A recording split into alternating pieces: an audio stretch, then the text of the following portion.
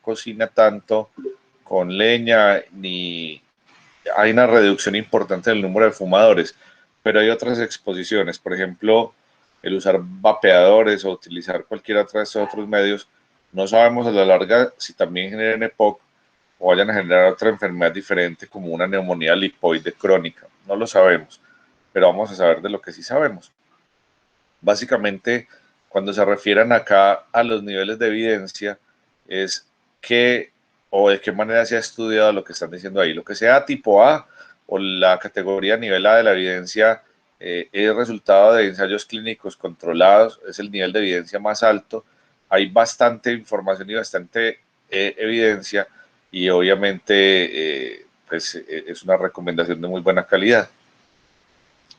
Los nivel B se hacen también a través de algunos ensayos clínicos con importantes limitaciones y obviamente en este caso, aunque la información es relevante, pues es un poco más limitada que el tipo A.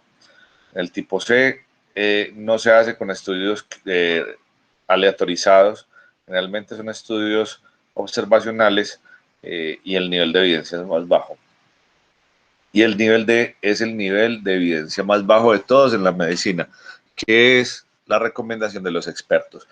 Eso ocurre cuando no se sabe muy bien sobre un tema, no hay estudios, no se sabe qué, entonces nos pegamos a la recomendación de los expertos porque no hay nada más. Eso en el nivel de evidencia es el nivel de evidencia más bajo. Pero también, por supuesto, a veces eso es evidencia y cuando no hay más, pues hay que hacer caso.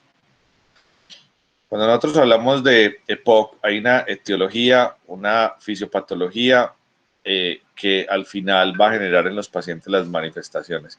La etiología generalmente son factores que tienen que ver con el consumo de cigarrillo y algunos otros resultados de combustión y algunos factores que tienen que ver con la persona que desarrolla la enfermedad, que en este caso se llama el hospedero. Tiene que ver precisamente, y la más importante, con tener o no tener, o tener una cantidad importante de una proteína que se llama alfa-1 antitripsina. Y la fisiopatología van a ser varias cosas como la declinación acelerada de la capacidad pulmonar y cambios en el pulmón importantes, que se van a dar generalmente por lesión pulmonar y por una inflamación, no solamente pulmonar, sino sistémica. Esa es la fisiopatología. Luego va a haber una enfermedad de las pequeñas vías aéreas con algunas anormalidades que pueden luego generar enfisema. Como les había dicho, el enfisema la clase pasada no era más que la ruptura de las paredes de algunos sacos alveolares que generan sacos más grandes que no son útiles para el intercambio gaseoso. Eso se llama enfisema y los pacientes enfisematosos son uno de los perfiles de la enfermedad pulmonar obstructiva crónica. Y ya al final, los pacientes terminan teniendo limitaciones en la vía aérea, limitaciones en el flujo aéreo y las manifestaciones clínicas con síntomas, exacerbaciones. Las exacerbaciones son empeoramiento de la condición y comorbilidades. Un segundito para darle acceso a alguien y yo creo que no puedo estar en estas toda la tarde porque terminamos mucho más tarde, entonces me queda muy complicado estar deteniendo la clase para que se conecte. Sigamos, o por lo menos tratemos de seguir entonces.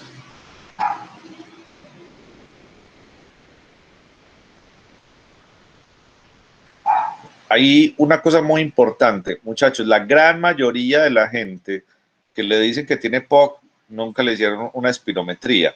Y una espirometría es un examen en el cual se establece cuánto es lo que se denomina FEP1, que es la capacidad expiratoria máxima o un volumen de expiratorio máximo el primer segundo, para poder determinar si realmente hay una enfermedad obstructiva. Entonces mucha gente la maneja porque tiene síntomas muy parecidos a los de POC y obviamente fue fumador durante mucho tiempo. Vuelvo y les insisto, gran cantidad.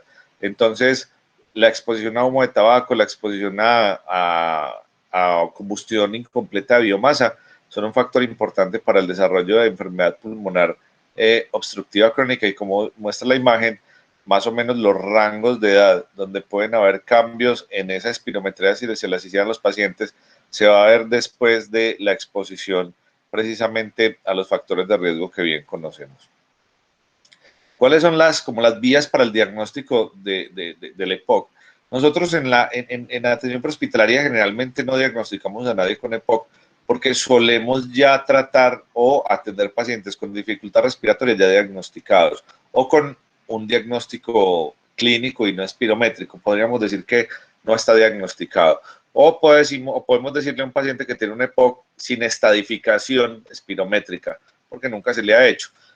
Son las formas correctas. Entonces, hay algunos síntomas. Los síntomas de la enfermedad va a ser una dificultad marcada para respirar, en general, una tos crónica y la presencia de esputo. Van a haber algunos factores de riesgo que ya los habíamos hablado, que pueden ser dependientes del hospedero, o sea, de la persona que tenga déficit de una cosa que se llama alfa-1 antitripsina, el consumo de tabaco ocupacional. En algunos lugares hay factores de riesgo para producirse poco ocupacional. Por ejemplo, las personas que trabajan, y ustedes lo han visto, en las parrillas, vendiendo carne al frente de San Vicente o por la 80 y demás, están expuestas a una gran cantidad de humo de carbón. Tiene que ser una exposición ocupacional prolongada, porque la exposición ocupacional prolongada a otros materiales particulares no necesariamente genera EPOC. Y quiero que no vayan a confundir eso. Por ejemplo, las personas que trabajan en industrias textiles, donde hacen, por ejemplo, telas, ellos empiezan a tener una enfermedad ocupacional por inhalar pequeñas cantidades de hilo. Eso le dicen en las empresas la borra. Eso genera una enfermedad que se llama neumoconiosis. La neumoconiosis también es una enfermedad que le ocurre a los mineros, que en ese caso hay tipos de neumoconiosis, unas se llaman silicosis, otras se llaman antracosis. La antracosis es una neumoconiosis de los mineros de carbón y se comporta de forma similar a un EPOC, pero no es un EPOC. Entonces yo quiero que aclaremos hoy que no todas las enfermedades ocupacionales, consecuencia de la inhalación de partículas o de pequeñas partículas, es EPOC. Eso se les llama neumoconiosis, y cuando sí es una exposición ocupacional a humo, eso es otra cosa completamente diferente. Y al final, para el diagnóstico definitivo y establecer cómo se encuentra el paciente, se necesita examen, y ese examen se llama una espirometría. Lo que pasa es que el sistema de salud no les ofrece a nuestros pacientes espirometrías y tampoco les ofrece un tratamiento apropiado de acuerdo a su complicación o a su nivel de EPOC. Y eso es una cosa que ocurre con bastante frecuencia en vista de que es costoso. Mantener a alguien con EPOC con un tratamiento apropiado es muy caro. Entonces, ¿cuáles son los indicadores claves para considerar el diagnóstico de EPOC? Hay que pensar en una disnea que es progresiva, que característicamente empeora con el ejercicio y que es persistente, que no se quita en los días. Entonces es progresiva en el tiempo, que empeora con el ejercicio y es persistente. Una tos crónica, que puede ser intermitente, que puede ser una tos no productiva y obviamente que puede generar a veces sibilancias. Una producción crónica de esputo. Generalmente el patrón de esputo es un indicador importante de EPOC. ¿Y por qué? ¿Qué es lo que ocurre? Después de que una persona ha fumado durante mucho tiempo o una persona se ha expuesto como tabaquista de segunda mano, o sea, se ha tragado todo el humo que otro ha producido, o ha cocinado con leña, o ha tragado bastante de esa combustión de biomasa, que en este caso es precisamente esa exposición al humo. Lo que va a pasar es una transformación del epitelio respiratorio. El epitelio respiratorio sano, cuando usted lo expone constantemente a estas cosas que son, por supuesto, lesivas, que son dañinas, lo que va a pasar es que ese epitelio se tiene que transformar, y ese epitelio que es ciliado y que produce moco, empieza a volverse un epitelio resistente a la agresión del humo. Entonces empieza a cambiar, empieza a hacer una metaplasia, y ese cambio, o por supuesto, va a hacer que en algún momento determinado las características empiecen a cambiar. En algún momento las células que hay para producir moco producen mucho más moco para tratar de sacar esa gran cantidad de micropartículas como consecuencia de la inhalación. Y ahí eso puede explicar mucho de la producción de esputo.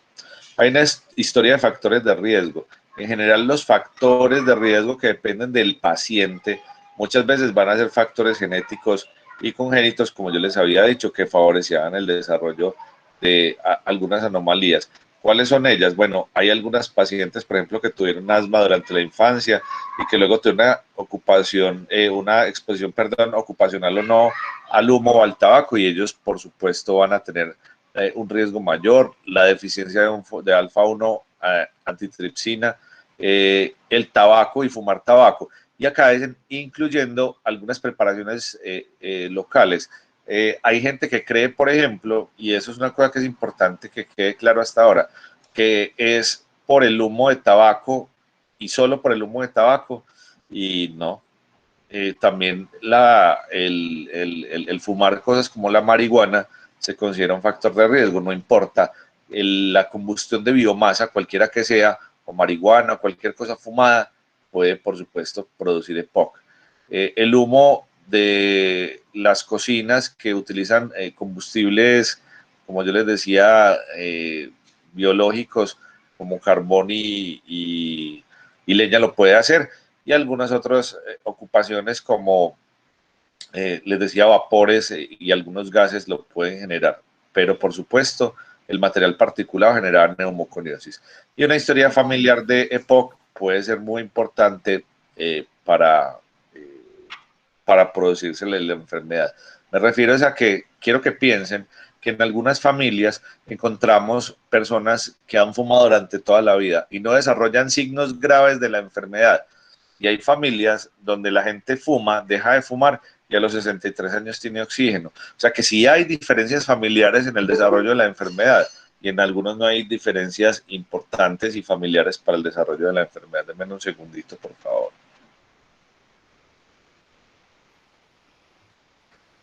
Profe, Hola. ¿me vas a repetir, porfa, pues lo que significa la neumocoliosis? Carlito, la neumoconiosis, compadre, es cuando alguien ocupacionalmente tiene la posibilidad de respirar material particulado pequeño. Entonces, imagínate la gente que trabaja en una mina de carbón. En las minas de carbón, como resultado de la extracción de carbón mineral, se produce un polvo negro que los pacientes respiran, en este caso los mineros, y eso termina generando una enfermedad pulmonar. La neumoconiosis también le ocurre a los trabajadores de la industria textil. Cuando se está haciendo el proceso de fabricación de las telas, en ese caso se produce un material pequeñito, que es como lanitas pequeñitas, pero unas cantidades brutales. Eso ellos le dicen borra y los pacientes lo respiran también. Y en un tiempo empiezan a tener cambios respiratorios. ¿Sabes quién hacía mucha neumoconiosis? Y hacían de hecho mucha silicosis, los profesores antes, porque se utilizaban tizas. Y entonces el material particular de la tiza también generaba neumoconiosis, eran horribles. Pero mira que esas cosas ya no pasan, ya no utilizamos nunca más tizas, pero nuestros profesores, y de pronto a ustedes, ni que les toca, ustedes son muy jóvenes, de pronto les tocó el final de las tizas, de pronto, pero las tizas ya se vinieron acabando hace más o menos 10 años. Pero antes, muchachos, eso era la cosa más tesa del mundo, porque uno no hacía y no volía tiza, y cuando uno borraba el tablero, no faltaba el pendejo que iba y sacudía el borrador ahí dentro del salón, y obviamente eso era pues una nube de polvo de tiza, y entonces imagínense un profesor que trabaje durante 30, 40 años, la exposición ocupacional a esas micropartículas era tremenda. Entonces, Carlito, se parece al EPOC, se parece. Los pacientes tienen enfermedad pulmonar restrictiva, muy maluca, pero en ese caso, pues les terminaba yendo muy mal porque ellos no sabían a qué se enfrentaban y luego nos dimos cuenta de eso al mucho tiempo. A los muchos años nos dimos cuenta que eso podría llegar a ser un problema ocupacional. Muy bien. Profe, Hola.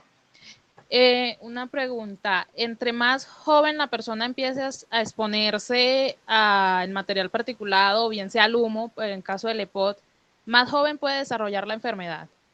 Es una respuesta muy difícil que te puedo dar, pero que te puedo responder de la siguiente manera. La posibilidad de POC está relacionada es con la agresividad de la exposición y el tiempo de la exposición. O sea, fumar muchos cigarrillos durante muchos años te va a dar más esa posibilidad. Y te lo voy a plantear en estos términos. ¿De acá cuántos son bomberos? Yo veo. Bueno, seguramente deben haber algunos que son bomberos. Cuando uno es bombero,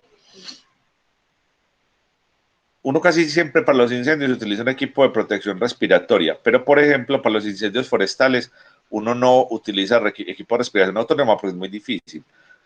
Incluso cuando uno va y obviamente remueve en los incendios forestales, por supuesto se expone a humo de cigarrillo, a humo, perdón, de quemar plantas y de quemar madera y demás, que termina siendo parecido. Pero no se desarrolla EPOC porque eso pasa 2, 3 veces al año, 2, 3, 4, 5 veces al año apagan incendios forestales. Eso no es todos los días. Entonces, por eso no desarrollan la enfermedad. Entonces, si alguien empieza mucho menor, a una menor edad, digamos que empieza a fumar a los 8, 9, 10 años, que eso les parece muy loco, pero antes era así, es muy probable que a los 50, 55, 60 años esté empezando a tener las primeras manifestaciones de la enfermedad y que después a los 60 tenga manifestaciones realmente muy, muy, muy intensas o muy graves de la enfermedad. Muy bien. Entonces ya vimos como las indicaciones claves. Hay otras causas de tos crónica, no todo es EPOC, que puede causar también tos crónica. Entonces, dentro del tórax, enfermedades como el asma, el cáncer pulmonar, la tuberculosis, las bronquiectasias, la falla cardíaca, la enfermedad pulmonar intersticial, que es el EPID, que es una cosa más rara, la fibrosis quística, y hay una cosa más loca, es que la tos idiopática, o sea, una tos de la que no se conoce el origen, la han estudiado de todo, le han buscado todo, han hecho todo y sigue teniendo tos.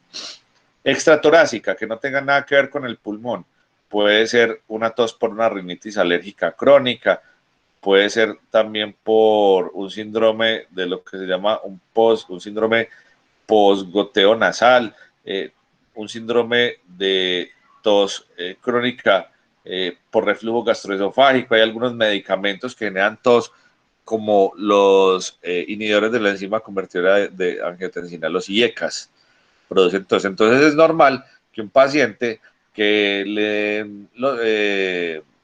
un IECA que se me olvidaron, no, por Dios bendito, que es un medicamento que uno manda para la presión todo el tiempo, que uno les haya mandado su medicación, tengan tos y toque cambiarlas, enalapril o captopril, y toca cambiarlas porque la tos es insoportable.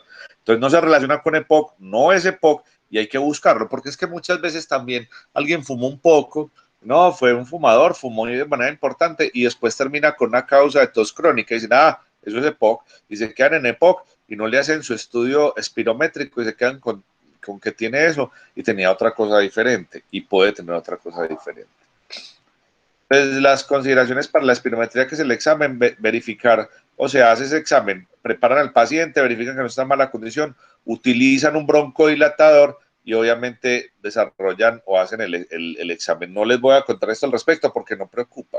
Y no necesito que lo aprendan, pero sí necesito que les quede en la cabeza muy claro que el examen que se le hace a una persona para poder saber qué tipo de EPOC o cuál es la severidad de EPOC, o si en realidad si es un EPOC, es una espirometría, y esa espirometría se la hacen pre y post broncodilatador, porque por ejemplo, las personas que tienen asma tienen un cuadro más o menos parecido al EPOC, no es igual, pero hay algunas limitaciones. La única diferencia es que en el asma el cuadro de broncoobstrucción es reversible a broncodilatadores, mientras que en el EPOC no. Y eso es lo que miran, más o menos lo que miran es la forma en la que una persona tiene obstrucción. Le ponen la cantidad de litros y le dicen el FEP1. Entonces el FEP1 normal más o menos es de 4 litros en el primer segundo, de una expiración forzada en el primer segundo. Mientras que alguien tiene EPOC, tiene una disminución importante en el primer segundo, no puede sacar todo. Dicen, este man tiene una limitación importante en el flujo, esa persona tiene EPOC. Entonces es una vida terrible, es como si usted tuviera algo encima que le impidiera poder expirar. Ustedes no van a aprender a interpretar espirometrías, no me interesa, ni siquiera eso lo hacemos como médicos, eso lo hace un neumólogo, eso lo hace un internista, eso lo hace en muchos casos alguien o un profesional en los pulmones, pero sí es importante que uno sepa que el factor fundamental cuando alguien tiene EPOC es que tiene disminuido esto que se llama el FEP1 y listo, eso es lo más importante, que el FEP1 predicho para la edad está disminuido. Pónganle cuidado al asunto. Esta es la primera clasificación. Muchachos, desde que la carrera APH está, esta charla de esta manera nunca la habían recibido. Me habían dicho, el EPOC es una enfermedad que se produce por fumar y que genera limitación variable de la vía aérea, es una enfermedad inflamatoria, tratable, pero no curable, que puede tener varios estadios y depende de la gravedad. Pero que se aprenda la clasificación de esta manera, me parece que realmente es la primera vez que lo estamos realizando. Entonces, ¿cómo se clasifica el EPOC? Un EPOC Gold 1 es un EPOC donde hay una disminución del FEP1 predicho que puede estar por encima del 80%. Entonces, no genera una limitación grave. En general, los síntomas no son muy graves. El Gold 2 tiene un valor que se mueve entre el 50 y el 80% del predicho, el Gold 3 entre el 30 y el 50, y el Gold 4 menos del 30% del predicho. Es una cantidad demasiado baja. Alejo, como hay que el predicho. Recuerden, el FEB1 dependerá de la edad y de varios factores personales. Aproximadamente puede estar entre 3.5 y 4 litros. Y si usted tiene una disminución que no llega ni al 80%, pero si algo de disminución, pues tiene POC que no es muy grave. Moderado es que esté entre el 50 y el 80, severo es que esté entre el 30 y el 50, y muy severo, menor del 30. Una persona cuando llega a un EPOC Gold 4, los síntomas son tan severos que generalmente hasta para lavarse los dientes le produce una disnea terrible. Esto es muy importante porque es una escala que es la escala que utilizamos para definir la severidad de la disnea en EPOC, y ustedes deberían saber cómo es la escala. No me interesa que ustedes se aprendan escalas de memoria, pero sí cómo se llaman las escalas y dónde se pueden consultar. Les voy a recomendar desde ya que en sus celulares descarguen varias aplicaciones. Quizás la aplicación más útil que uno puede descargar está en inglés, pero es muy fácil, se llama MD Calc. Es una calculadora médica y ahí uno puede buscar las cosas que les estoy diciendo.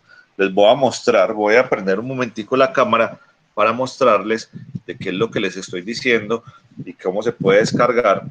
Denme un segundito para que tengan la posibilidad de poder utilizar estas escalas que les digo.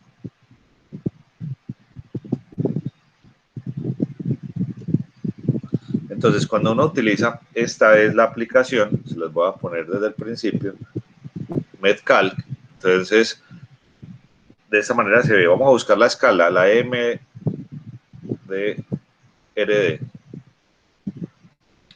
Esperen un segundito, busquemos la misma escala de clasificación que estamos utilizando en EPOC, que es MMRC.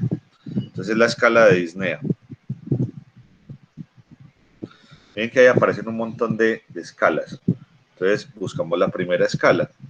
Y en esa escala de severidad te empiezan a hacer una serie de preguntas, las mismas que hay allí, y eso le da un puntaje. Y al final, pues sabremos cómo está. Vamos a revisarlo en la presentación como lo estábamos haciendo. Entonces sabemos que una persona que tenga un MMRC de 0 grados es una persona que solamente tiene disnea con el ejercicio extenuante. Una persona que tiene que hacer ejercicio extenuante y ahí se cansa, listo. Entonces tiene un MMRC de 0. Una persona con grado 1 es una persona que tiene dificultad respiratoria cuando solamente camina un poco, cuando hace una mínima actividad física o cuando sube una pequeña inclinación, o sea, cuando sube algo que está más o menos una lomita pequeña. Entonces, la persona tiene disnea, entonces tiene un MMRC de 1. Y el MMRC de 2 es una persona que solamente con caminar despacio y no es capaz de caminar lo que una persona o personas de su misma edad y como con su mismo nivel tengan la capacidad de caminar. Esa persona generalmente va a tener que detenerse para poder respirar y obviamente no es capaz de seguir el paso a personas de una edad similar y de una contextura similar. En el MMRC grado 3 es necesario parar incluso cuando se camina menos de 100 metros y es capaz de mantener un nivel de caminata más o menos aceptable durante muy poquito tiempo. entonces está muy discapacitado. Y una persona con un MMRC grado 4 es capaz, o más bien no es capaz, de tener dificultad respiratoria, ni siquiera en reposo. Una persona está todo el tiempo en reposo con dificultad respiratoria.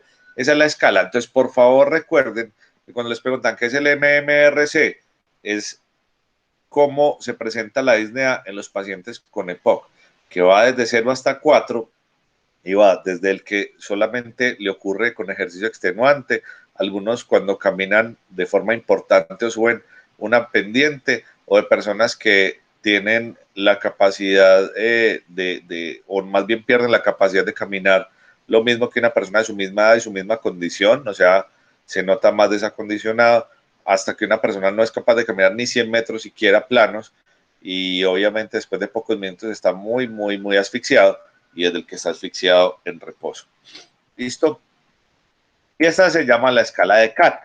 La escala de CAT está en español. Y la escala CAT es muy útil para uno preguntarle a los pacientes cómo se encuentran. El CAT es una encuesta subjetiva del paciente de cómo percibe su enfermedad. Entonces, uno le pregunta y ahí ponen inicialmente un ejemplo. Si usted es muy feliz o usted es muy triste. Entonces, el paciente dice que considera que es muy feliz o que es medianamente feliz o que no es nada feliz. Entonces, cuando le preguntan ahí que si es muy feliz, él dice que pues uno es muy, muy triste o es muy, muy aburrido. ¿Por qué? Pues precisamente estamos hablando de la condición de salud. Entonces le preguntan que si usted nunca tose o usted tose todo el tiempo. Si usted nunca tose, entonces obviamente tiene una clasificación diferente al que tose todo el tiempo. Yo tengo muchas flemas o no tengo ninguna flema. A mí o siento en el tórax una sensación o que genera más dificultad, menos dificultad, etcétera, etcétera. Entonces, es importante que tengan en cuenta que la escala de CAT está disponible en español, que no hay que aprenderlas tampoco, pero cuando le preguntan el puntaje de CAT, cuando una persona tiene un puntaje de CAT lo suficientemente bajo, pues probablemente esté en una mejor condición. A menor cantidad de puntos, por supuesto, está en mejores condiciones. Si usted le dice, usted, dígame, si usted no tose, ponga 0, o si tose mucho, ponga 5. Entonces, si una persona tose 1, pues no suma tanto que si tuviera 5. Usted tiene muchos mocos o casi nunca tiene flemas o tiene demasiadas flemas todo el tiempo, a toda hora, una cosa terrible. Y si alguien dice 2, pues bueno, tiene más o menos, pero no es terrible. Y cuando se suma, pues obviamente una cantidad mayor se corresponderá a una mayor cantidad de síntomas y un paciente con una enfermedad no controlada. La mayoría de los síntomas de POC son síntomas que se pueden solucionar en general pues con medicación, que eso es un aspecto fundamental. Entonces, están a la mano, están en español, son muy útiles y les pueden llegar a servir. Muchachos, esto es lo más, quizás más importante de esta clase. Esto quizás sea una de las cosas más importantes y es cómo vamos a clasificar a los pacientes que tienen EPOC. Entonces, generalmente se hace la clasificación espirométrica y obviamente la dificultad que se les genera. Pero de acuerdo a esto, se les va a dar una clasificación GOLD que ya la conocimos, que ya la vimos, que ya la determinamos, que tiene que ver con el porcentaje del predicho de la espirometría, pero ustedes van a decir que alguien tiene un GOLD 1A o B o C o D, o un GOLD 2A, B, C o D, o un GOLD 3A, B, C o D, o un GOLD 4A, B, C, D. Póngale cuidado al asunto, que no todo el mundo puede tener la B, C, D o D, el A o B o C o D. Y que a veces incluso cuando ustedes les dicen ese paciente es un paciente GOLD C, sin decirle si es 1, 2, 3, 4, 5. Y eso tiene que ver con varias cosas importantes. Tiene que ver con cuántas o qué historias de exacerbaciones tiene, de cuántas veces ha tenido que ser hospitalizado y cómo es el puntaje MMRC o el puntaje CAT. Póngale cuidado al asunto. Entonces, si una persona tiene cualquiera de los EPOC, por ejemplo, y esa persona en el último año ha tenido 2 o más ingresos a urgencias y en uno ha estado hospitalizado, tiene una gran cantidad de síntomas. entonces lo podemos llevar para este punto. Ya es o C o es D, ¿sí o qué? Si una persona no ha tenido ninguna hospitalización y no ha tenido que ir a urgencias, ¿es A o es B? Si ha tenido una o dos hospitalizaciones y en esas lo tuvieron que dejar hospitalizado, ¿es C o es D? Y para poder definir en este punto cómo está, ya definimos el resto. Si tiene un CAT menor de 10 puntos o un MMRC de 0 o de 1, entonces será A. Si tiene, obviamente, es un paciente que nunca ha tenido ninguna ingreso a hospitalización, ninguno de ellos, ninguna hospitalización. Y tiene un MMRC muy bueno o un CAT muy bueno, es A. Alejo, y alguien que nunca haya tenido hospitalización y que tenga un MMRC muy malo o un CAT de muchos puntos, entonces es B. Alejo, entonces una persona con 2 hospitalizaciones o más en el último año o historia de exacerbaciones frecuentes y un MMRC de 0 de 1 o un CAT menor de 10, entonces es C. Y una persona que tenga un MMRC de más de 2 puntos o un CAT de más de 10 y muchas exacerbaciones, más de 2, pues sería el peor de los casos. Entonces, muchachos, mi pregunta es, y eso es una pregunta que les hago a todos, uno puede tener un Gold 1D, eso se puede.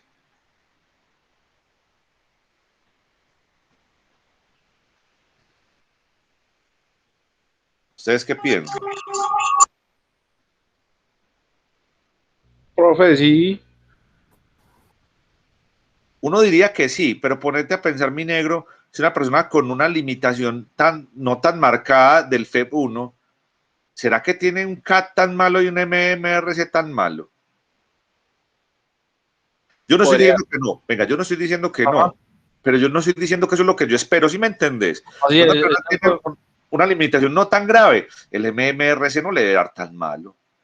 Y el problema, pero ¿saben cuál es el problema del CAT? Que es que el problema del CAT es que el CAT lo responde el paciente, no el evaluador. Pero bueno, no hay ningún problema, eso es posible. Pero usted, ¿quién se imagina más fácil que esté entre C y D? ¿Cuál es Gold? Gol 3, un gol 3, un gol 4. Eso es lo que uno se imagina. Pero entonces, cuando uno se le olvide esto, cuando pase la clase, pucha, a mí me enseñaron que tenía que ver con la espirometría y con las exacerbaciones y con el CAT o el MMRC. Eso es lo que a mí me enseñaron, pero, pucha. Entonces, si usted no se acuerda de esto, ¿qué es lo más probable? Que mientras peor tenga la espirometría, posiblemente tenga una letra más desfavorable, o sea, estés llegando a la C o a la D. Y entonces ya quiero que sepan que una persona que sea COD ya lo han tenido que hospitalizar al menos un par de veces y que por supuesto tiene una dificultad respiratoria más marcadita en general o una sensación de bienestar un poquito menos buena que obviamente una persona que tiene mejores condiciones pese a la enfermedad. Muchachos, porfa, alguno de ustedes no ha entendido, yo les puedo explicar las veces que sea necesaria. Entender la clasificación del EPOC es fundamental y es fundamental para que cuando salgan a ejercer su tecnología en atención hospitalaria nadie se le ocurra decir que ustedes no saben lo suficientemente de emergencia médica, que no saben la clasificación del EPOC, que no saben quién está en peores condiciones, que no saben qué es lo que una persona o cuál es el tratamiento que una persona debería tener de acuerdo a su enfermedad. Si alguien no entiende, vuelvo y le explico, no tengo ningún problema. Venga, yo leo el chat que es más fácil para mí. Profe, yo no había entendido bien. De una, mi hermano, de uno. Vamos a volverlo a explicar. Un poquito perdido en lo del FED y en lo del CAT. Listo, de una. Yo les había dicho que el FEP1 es un examen que resulta, o un valor que resulta después de que le hacen un examen que se llama la espirometría. El FEP1 es la capacidad que tiene alguien de botar una cantidad de aire en el primer segundo. Ese FEP1 o ese porcentaje de FEP1 se lo entregan a uno de acuerdo al porcentaje para el predicho. O sea, que casi que si yo les hiciera a ustedes una espirometría, ustedes tendrían más o menos el 96, el 97, el 98% del predicho. Si una persona tiene algo cercano al 80, mayor o igual a 80, 83, 82, significa que sí hay un compromiso, pero que no es tan grave y que para ellos es un Gold 1. Una FEB 1 que esté entre el 50 y el 79 es una limitación importante, genera síntomas, pero no es tan grave, tan grave, tan grave. Eso es un Gold 2. Y un FEB 1 que esté entre el 30 y el 50 es un Gold 3. Eso ya es una limitación muy grave. Y ya cuando alguien tiene un FEB 1 menor del 30, uy, pucha, eso es una limitación terrible. Esa es la clasificación para decir que es Gold 1, Gold 2, Gold 3 y Gold 4. Luego, clasificaron el EPOC de acuerdo a varias cosas. Yo les había dicho, hay dos escalas. Una se llama la MMRC y otra se llama la CAT. Esta es la MMRC, que dice que el grado 0 es cuando alguien no tiene ninguna dificultad respiratoria, excepto si hace ejercicio extenuante. La grado 1 es quien tiene dificultad respiratoria, por ejemplo, cuando camina un poco o sube una pequeña loma. El grado 2 es cuando una persona no es capaz de caminar lo mismo que una persona de su misma condición de edad y tiene que estar deteniéndose todo el tiempo. El grado 3 es el que no es capaz de caminar ni siquiera 100 metros y necesita con bastante frecuencia que detenerse. Y el grado 4 es quien está muy disneico, incluso estando en reposo o haciendo cosas que son muy básicas como vestirse o desvestirse. Esta escala, la MMRC, también la encuentran en español. Allí ahorita compartieron el grupo la escala de CAT, también pueden compartir la escala MMRC. Y esta es la escala de CAT, donde se clasifica a los pacientes de acuerdo a una encuesta en la que les dicen si tienen o sienten que tienen energía, si ellos pueden o no pueden dormir normalmente, si ellos pueden confiar en su condición física, si ellos se sienten muy limitados, si pueden caminar, si sienten muchas flemas, si sienten que tosen todo el tiempo. A un mayor puntaje, una peor condición, a un menor puntaje, una mejor condición. Entonces, esas cosas nos van a servir para poderlos clasificar. Esa clasificación que vemos en este cuadrito, entonces va a depender. Si una persona tiene ninguna o una ingreso a urgencias, pero no se hospitaliza, el leading to the hospital admission es que una persona queda hospitalizada. Entonces, pilas con esto. No es lo mismo que a una persona la hayan llevado, que le hayan puesto un poquito de broncodilatador y la suelten. Cuando le dicen leading to hospital admission, es que estuvo hospitalizado, o sea, que tuvo que estar o en hospitalización o en cuidados especiales o en cuidados intensivos. No se me vayan a confundir porque la gente confunde con el hecho de que lo hayan tenido que llevar al hospital y puede que no, porque es que hay gente que es más estresada que otra y terminan llevándolo al hospital y le dan de alta al ratico. Eso no se considera un leading to hospital admission, se consideran idas a urgencias, pero no es lo mismo. Entonces es lo primero. Si una persona tiene 0 o una admisión en el último año, calendario completo, o sea, desde marzo hasta este marzo, no tiene ninguna o máximo una, y tiene una MMRC de 0 a 1 o un CAT menor de 10, entonces esa persona es un EPOC que se puede clasificar o Gold 1, Gold 2 o Gold 3, tipo A o A. Si una persona tiene o ha tenido más una o dos hospitalizaciones en el último año con un MMRC de 0 de 1 o un CAT menor de 10, es un Gold 1C o 2C. Si una persona no ha tenido ninguna hospitalización, o al menos una sola, y tiene ya un CAT un poquito más maluco, más de 10 puntos, y un MMRC igual o mayor de 2, entonces es un Gold 1B o 2B, máximo 3B. Y al que le va peor, definitivamente es al que ha tenido más de 2 hospitalizaciones y tiene un MMRS mayor de 2 o un CAT mayor de 10. Y en ese caso sería un paciente, por ejemplo, un GOL 3D o 4D. Yo les preguntaba ahorita, ¿una persona GOL 1 puede ser 1D? Eso es muy difícil, no es imposible, todo es posible, pero no es lo esperado. Uno espera un 3D, uno espera un 2B, 2C, eso es lo que uno espera, eso es lo que uno espera. Alejo, entonces, ¿esa clasificación para qué? ¿Eso para qué sirve? Esa clasificación sirve para darme cuenta que el tratamiento quizás que le estoy ofreciendo a mi paciente no sea tan efectivo, que yo no le estoy dando los broncodilatadores apropiados, que él no se está cuidando, que él sigue fumando. Es multifactorial la razón por la que una persona no está en buenas condiciones, porque no le han hecho unos gases arteriales y no han determinado la necesidad de ponerle, de iniciarle oxígeno en la casa. Alejo, ¿y cómo hacen para decir que a unos sí y a unos no? No, a unos sí, a unos no, no. El valor fundamental para saber que yo le debería a alguien que tiene una enfermedad pulmonar obstructiva crónica que iniciar oxígeno en la casa es un examen que se llama gases arteriales. Muchachos, espérenme un minuto, me demoro menos que un minuto, que voy a buscar un analgésico, que tengo mucha cefalea. No me demoro nada de nada, me tomo la pastilla y seguimos en la clase. No se desconecten, porfa, no voy a parar la grabación siquiera. Yo no me demoro nada para que continuemos donde vamos. Listo, vayan pensando si tienen preguntas.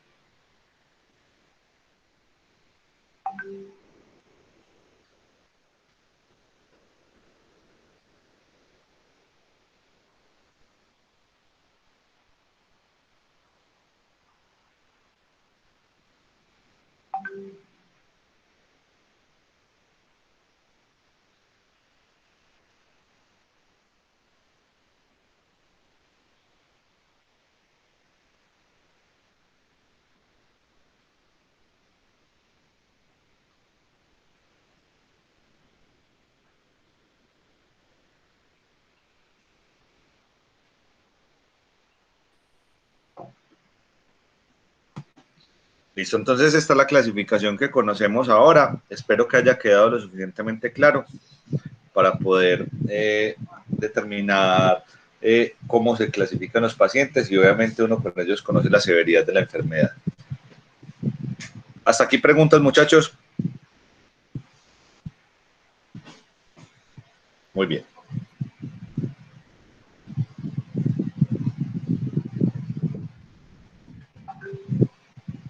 Nosotros habíamos dicho entonces que el papel de la espirometría servía en el diagnóstico y seguía o servía para determinar la severidad de la obstrucción del flujo. También tiene un valor pronóstico en este caso. Y en algunos casos sirve para el seguimiento, para identificar cuando hay una declinación rápida, cuando hay un empeoramiento más allá de lo esperado, y en ese caso, pues también tomar alguna medida si fuera necesario. Hay algunos diagnósticos diferenciales que se tienen que hacer de la enfermedad pulmonar. Yo les había dicho que ahora que la tos no era la única causa importante que fuera el EPOC, que eran otras enfermedades que producían tos, pues también hay otros diagnósticos diferenciales. Entonces, que pueden ser diagnósticos diferentes al EPOC. En inglés, EPOC es COPD, el asma, la falla cardíaca congestiva, las bronquiectasias, la tuberculosis, la bronquiolitis obliterante o la panbronquiolitis difusa, que son enfermedades aún más raras y que generalmente son enfermedades autoinmunes. Muy bien. Estos son algunas escalas que hay de valoración que no me parecen importantes por ahora. Y ahora hablan de la vacunación para los pacientes que tienen EPOC estable. Solamente tengo o necesito que piensen que es importante para los pacientes ancianos que tienen una enfermedad pulmonar estable, la vacunación contra algunas enfermedades que empeoran su cuadro. En general, son pacientes que deberían tener al día su vacunación contra influenza, porque son pacientes que terminan haciendo enfermedad seria o muerte asociada al EPOC por un cuadro de influenza, lo que no nos pasa a los que no tenemos EPOC. Y también está recomendado, con nivel de evidencia B, la vacuna con el polisacárido 23 valente para esos pacientes, especialmente para los que tienen una reducción importante de la FEP1 menor del 40% y que sean pacientes en general menores de 65 años de edad, porque posiblemente esos pacientes también tengan un riesgo importante de desarrollar una neumonía grave que le pueda generar una falla respiratoria. Los pacientes con EPOC en general les va peor para todo. El que tiene un infarto y un EPOC le va peor porque en general son pacientes que son mal perfundidos o tienen problemas en algún caso importantes asociados a su enfermedad, que es algo en consideración. Estos son los medicamentos. Ay, Alejandro, por Dios bendito, ¿qué es esa cantidad de medicamentos? Yo les voy a decir que hay disponible acá. Entonces, los que aparecen en la parte superior, arrancamos desde el fenoterol, acá no lo tenemos disponible. El levabuterol no lo tenemos disponible. El salbutamol, por supuesto que lo tenemos disponible y generalmente lo vamos a utilizar en inhaladores de dosis medida. Estos generalmente se llaman beta-2 agonistas de corta duración. Entonces, cuando yo les pregunté cuáles son los beta-2 agonistas de corta duración que tenemos acá, tenemos salbutamol y la terbutalina, que la tenemos en una solución para nebulización. De los broncodilatadores, de los beta-2 agonistas de larga duración, están los que ven ahí. Ven el formoterol, el indacaterol, el odaloterol está disponible y el salmeterol.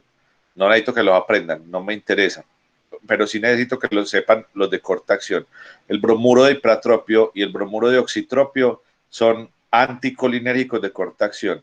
Y ya el glicopirrón, el umeclidinio y los otros, el tiotropio, el oxitropio, están disponibles, pero son medicamentos generalmente que vienen las combinaciones que aparecen ahí abajo.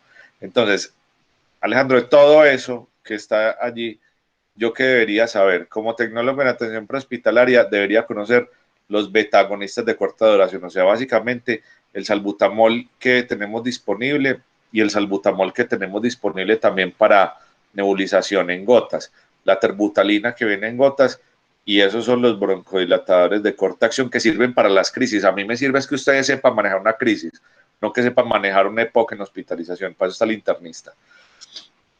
Y los anticolinérgicos, el ipratropio, y que se den cuenta que el salbutamol y el ipratropio, los dos son broncodilatadores, solamente que uno es beta-2 agonista de corta duración y el otro es un anticolinérgico de corta duración, y que obviamente puede tener una duración de acción, en el caso del ipratropio de 6 a 8 horas, y en el caso del salbutamol de la misma cantidad, generalmente de 4 a 6 horas. Pues por esa razón, cuando a los pacientes les mandan salbutamol cada 4 a 6 horas, y se les manda ipratropio cada 6 a 8 horas. Los broncodilatadores, cuando el EPOC está estable, generalmente es lo mismo que se les dice, se les manda una combinación de salbutamol y bromuro de ipratropio porque son muy baratos. Las mezclas de los de larga duración son bastante costosas y generalmente las EPS no las suelen dar. Entonces, cuando ustedes lean en los lugares que es SABA o SAMA, tiene que ver con la acción. Lo que es S es Short Action. Entonces lo devuelvo acá y les muestro. SABA es Short Action Beta Agonist, mientras que los SAMA es Short Action Anticholinergic o Muscarinic Action, que es lo que tienen estos. Entonces, cuando son short es de corta acción y cuando es L, por ejemplo acá, LAMA, es de long action, de acción prolongada. Nosotros les decimos también de forma similar acá. Entonces, cuando miren esto, nosotros utilizamos son puros SABA y puros SAMA, que son de corta acción, de acción cortica. Y los de larga acción, generalmente los modifica o los prescriben los neumólogos o los internistas. Los corticoides inhalados también se utilizan, son utilizados con mucha frecuencia. Hay algunos corticoides que los utilizan inhalados o que los pueden tomar y que pueden ser muy útiles para disminuir también el riesgo y la cantidad de exacerbaciones. Con un problema, que cuando se utilizan los corticoides también puede haber una disminución en la respuesta inmune y pueden aparecer algunas enfermedades que son que pueden estar asociadas precisamente a la disminución de la respuesta inmune. Puede aparecer candidiasis oral, hongos y demás, porque los pacientes no se enjuagan la boca cuando utilizan los corticosteroides. Entonces tengan en cuenta que cuando nuestros pacientes utilicen esos esteroides inhalados, por ejemplo, cuando utilicen budesonida o cuando utilicen cualquiera de ellos, es importante que se enjuaguen muy bien. Entonces, básicamente, eso es lo que tenemos que conocer de la enfermedad. Con respecto a la exacerbación de la enfermedad, entonces para eso no necesitamos la presentación. Para la exacerbación vamos a aprender cosas importantes. ¿Cuándo sabemos que una persona tiene una exacerbación del EPOC? Una exacerbación del EPOC aparece cuando una persona tiene una variación de la enfermedad que está más allá de las variaciones normales en el día. O sea, cuando tiene más disnea o más tos o más esputo. Cuando hay más de alguna de ellas, cuando hay más disnea o más tos o más esputo, entonces yo pienso en que el paciente tiene una exacerbación, que tiene una complicación de su enfermedad pulmonar y en ese caso pues va a necesitar atención. En mayor o menor medida se puede solucionar. Póngale cuidado, hay una clasificación que se llama la clasificación de Antonisen. Entonces esa va a ser una tarea importante. La tarea importante que tienen este fin de semana para hacerla y que me la van a entregar el lunes antes de la siguiente clase, va a ser cómo es la clasificación de Antonisen, cómo es, y les voy a escribir en el chat cómo se escribe Antonisen.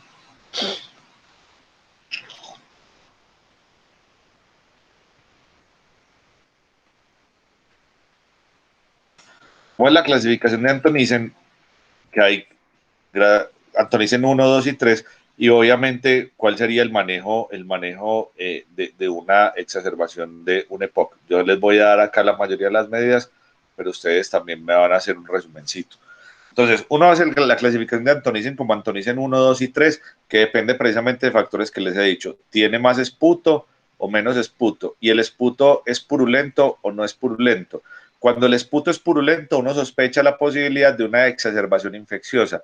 Y en ese caso, puede pensar en la posibilidad de darle antibiótico porque puede que esté desarrollando una exacerbación infecciosa bacteriana. No todas las exacerbaciones son infecciosas y bacterianas, y entonces en ese caso en particular se necesita darles oxígeno. Si el paciente tiene oxígeno en la casa por cánula nasal, entonces en general uno puede ponerle un Venturi o otro tipo de oxígeno. Recuerden, la saturación de los pacientes con EPOC que yo quiero es una saturación entre el 88 y el 92%. No los quiero saturando más, no los quiero saturando menos. ¿Qué más vamos a utilizar? Si tienen mucha dificultad respiratoria, tienen mucha sibilancia, se encuentran en una condición similar a las que les he mencionado, entonces tenemos que empezar un ciclo de broncodilatadores. El broncodilatador que más nos gusta durante la exacerbación es el bromuro de ipratropio, y nos gusta más porque como es un anticolinérgico disminuye las secreciones. Entonces en ese caso podemos utilizarlo, pero hospitalariamente, mientras se lleva a cabo el transporte desde el hospital, podemos darle 2 puffs de salbutamol, 2 puffs de bromuro de ipratropio cada 15 minutos durante el traslado. Si alguien tiene una falla ventilatoria grave, está taquipnéico, con alteración de la conciencia, se encuentra en muy malas condiciones, pues puede que toque y sea necesario tenerlo que ventilar con un dispositivo bolsa, válvula, mascarilla, y obviamente pueden necesitar intubación y ventilación mecánica. Entonces, un factor predictor importante para eso es una escala que se llama la SAFI. Ustedes ya saben que es la SAFI, a conocer que es la SAFI porque lo vimos en la clase de oxigenoterapia. Si alguien tiene una SAFI muy desfavorable, que es una saturación muy baja con una fracción inspirada de oxígeno muy alta, una frecuencia respiratoria ventilatoria muy elevada, van a necesitar ventilación. ¿Quién me iba a preguntar algo? Profe, ¿usted está compartiendo algo? No. Ah, ok. Ese en general es el manejo de los pacientes que tienen un EPOC exacerbado. Siempre que piensen en el manejo de un paciente con EPOC exacerbado que está complicado, con falla respiratoria, hay que llevarlo a un hospital que cuente con una unidad de cuidado intensivo, porque obviamente el riesgo es mucho mayor en esos pacientes y obviamente porque puede que necesiten una cosa que se llama ventilación mecánica no invasiva.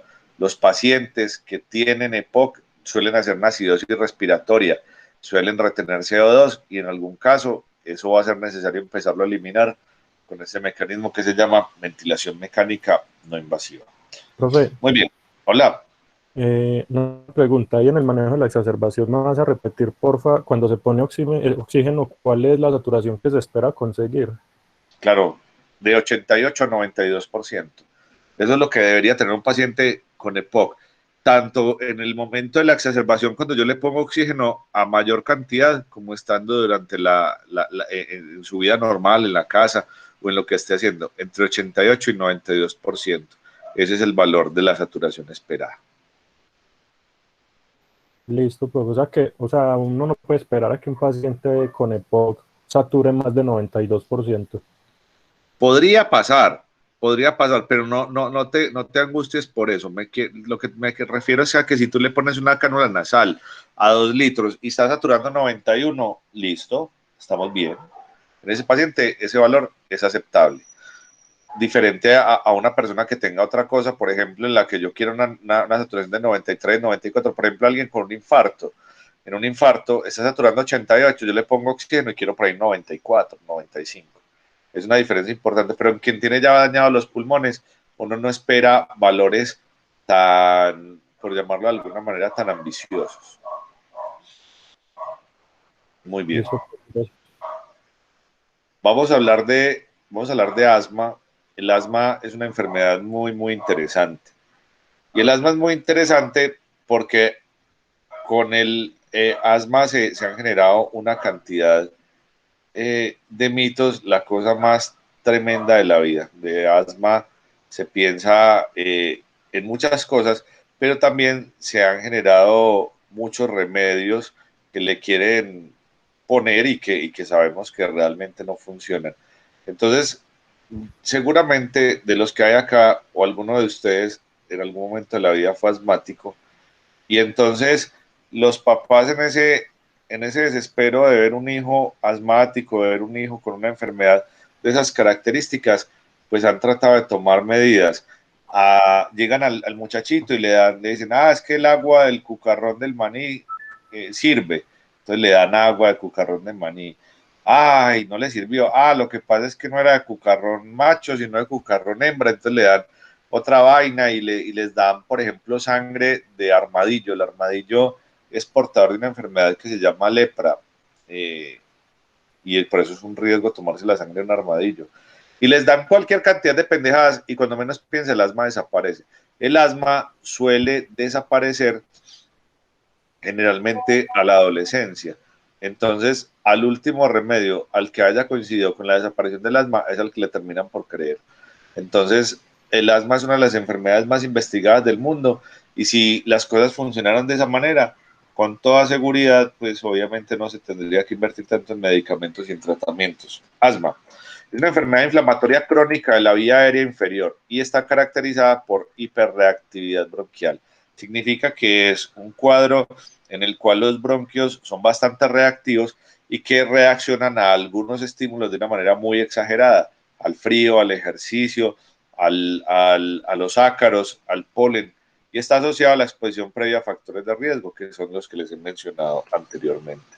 Una crisis asmática se da cuando un paciente sibilante que no responde al manejo inicial con broncodilatadores ni antiinflamatorios, pues persiste y obviamente puede progresar hasta la muerte.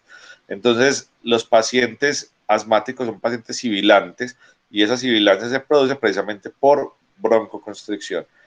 Las crisis asmáticas van a variar de acuerdo al autor, pero tiene una prevalencia más o menos del 5% entre los asmáticos y tiene mayor riesgo de efectos adversos de los medicamentos o por algunos medicamentos o se puede desencadenar en algunos casos también por algunos medicamentos.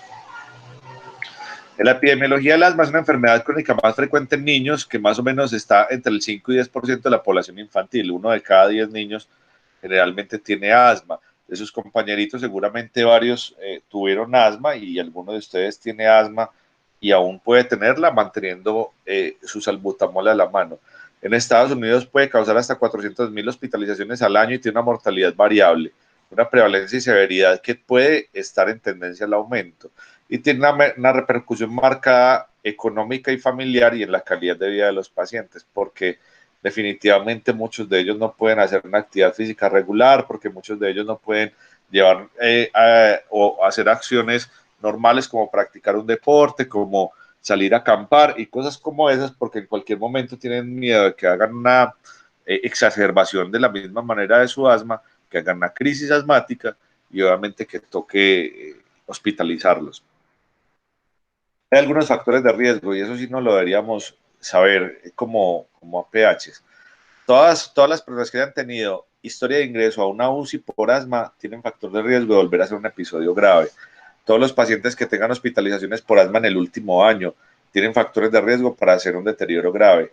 Todos los pacientes que tienen admisiones frecuentes a urgencias, o sea, que los tienen que llevar con mucha frecuencia porque no son capaces de controlar la crisis, pues obviamente también tienen ese factor de riesgo adicional. Y en ese caso tenemos que pensar que pueden tener crisis más severas. Los pacientes que tienen pobre control por consulta externa o tienen negación del diagnóstico, ellos no creen que tengan asma, ellos creen que es otra cosa completamente diferente. Son pacientes que tengan saturaciones menores de 91 al ingreso en urgencia, son pacientes también complicados. Los pacientes que tienen atopia severa, las atopias severas son cuadros de alergia grave, son pacientes que también en ese caso tienen un riesgo mayor. El asma que se desencadena por medicamentos como los AINES y la aspirina tiene un factor de riesgo mayor porque son pacientes que tienen una mayor reactividad bronquial. Y la hipersensibilidad que se media por alimentos, por nueces, por maní o por alérgenos también se considera un factor de riesgo importante para el desarrollo de un cuadro de asma más grave. Entonces, los riesgos de crisis van a variar en el tiempo. Mientras tengas más de los factores, tenés más posibilidades de desarrollar un cuadro de esas características y obviamente más posibilidades de terminar la unidad de cuidado intensivo intubado. Los pacientes generalmente que tienen asma se saben manejar sus crisis en la casa. Ellos mantienen sus broncodilatadores y mantienen sus medicamentos y en este caso, pues, pueden hacer un manejo inicial.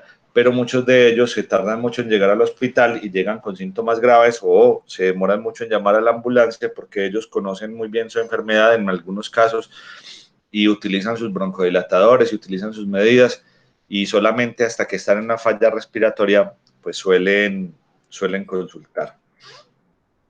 Las crisis prevenibles podrían aparecer y pues una de cada 3 es prevenible, o 1/3 de ellas. Y que es precisamente por los factores que les estoy indicando, porque muchos de ellos simplemente esperan hasta el final, que no es lo que debería ocurrir. Entonces, en la fisiopatología del asma es una enfermedad crónica, es una enfermedad obstructiva de la vía aérea baja que es reversible, que genera obviamente una respuesta celular importante mediada por la liberación de algunos factores, entre ellos la degranulación de mastocitos, un atrapamiento aéreo, y una disminución en la clase funcional con una gran producción de moco. Como yo les había dicho anteriormente, es una enfermedad bastante parecida al EPOC, pero que generaba reversibilidad cuando se le administraba un broncodilatador, en este caso un beta 2 agonista de corta duración.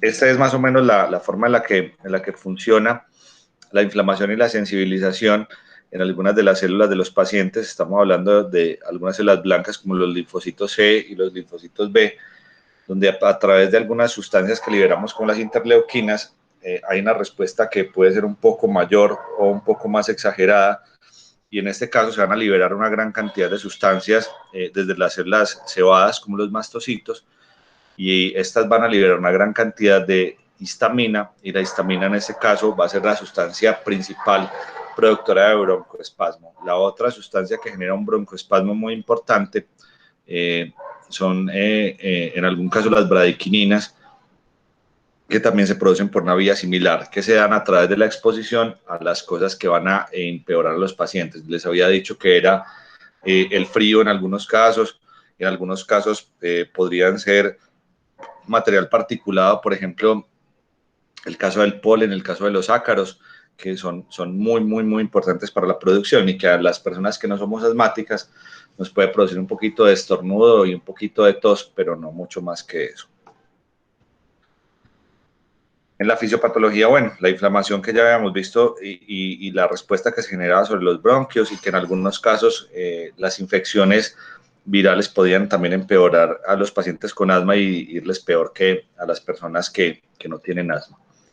Entonces, en general, en ellos se genera una alteración de la ventilación y la perfusión que se da por un aumento del esfuerzo respiratorio, porque empiezan a tener un metabolismo anaerobio por falta de entrega de oxígeno, y en este caso, pues a los pacientes les termina por ir un poco mal. Muchachos, voy a pedirles un favor bien especial. El lunes, ¿a qué horas tenemos la clase programada? ¿A las 2 o a las 3? Profe, de 4 a 6. De 4 a 6. El lunes tienen posibilidad de que nos desconectemos 20 minutos antes. Profe, tenemos clase de 2 a 4 de procedimiento de enfermería. No hay ningún problema. Y a las 6 se pueden quedar hasta las 6:15. Todos, o si alguien trabaja, pues no hay ningún problema. Les quiero pedir el favor porque tengo el dolor de cabeza de la vida, insoportable, con náuseas. Voy a ver si me pongo algo para poder mirar a turno, porque estoy que boto la tapa. Tengo el peor dolor de cabeza que recuerdo haber tenido y hasta un poquito de aforesis. Discúlpenme, pero estoy con mucho dolor de cabeza. Entonces, si no les molesta, la clase de asma la terminamos viendo al principiecito de la otra. Qué pena con la mayoría de ustedes, pero estoy muy maluco.